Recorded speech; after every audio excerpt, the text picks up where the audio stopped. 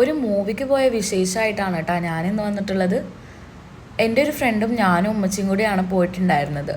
അവൾ വരാൻ ലേറ്റ് ആയതുകൊണ്ട് ഞങ്ങൾ കുറച്ച് ഫോട്ടോസൊക്കെ എടുത്ത് നിൽക്കുമായിരുന്നു. പിന്നെ ടിക്കറ്റും എടുത്തിട്ടുണ്ട്. അപ്പോഴേക്കും ആളെത്തിയിട്ടുണ്ട്.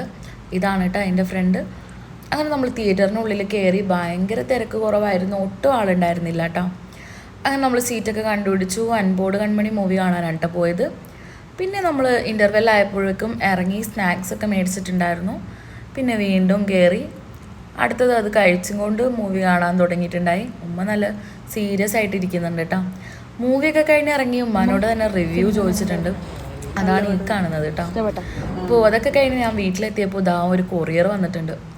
ഭയങ്കര ആകാംക്ഷയോട് കൂടിയിട്ടാണ് കേട്ടോ ഞാൻ ഇത് തുറന്നു നോക്കിയത്. പക്ഷെ ഇതെനിക്കുള്ളതായിരുന്നില്ല. പക്ഷെ വൈകാതെ എനിക്കുള്ള ഗിഫ്റ്റ് എത്തിയിട്ടുണ്ട് കേട്ടോ. ഇതെൻ്റെ ഫ്രണ്ടെന്നോ നെയ്ബറിനോ ഒന്നും എനിക്ക് പറയാൻ പറ്റാത്ത ഒരാൾ എനിക്ക് ഗിഫ്റ്റ് ചെയ്തതാണ്. ഞാൻ എൻ്റെ സിസ്റ്ററായിട്ട് കാണുന്ന ആളാണ് കേട്ടോ.